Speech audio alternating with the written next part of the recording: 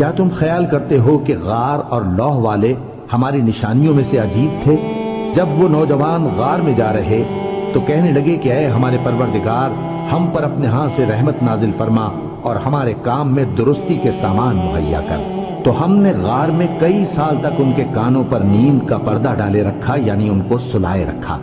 پھر ان کو جگہ اٹھایا تاکہ معلوم کریں کہ جتنی مدت وہ غار میں رہے دونوں جماعتوں میں سے اس کی مقدار کس کو خوب یاد ہے۔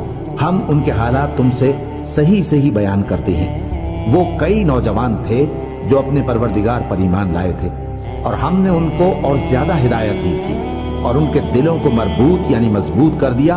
جب وہ اٹھ کھڑے ہوئے تو کہنے لگے کہ ہمارا پروردگار آسمانوں اور زمین کا مالک ہے، ہم اس کے سوا کسی کو معبود سمجھ کر نہ پکاریں گے۔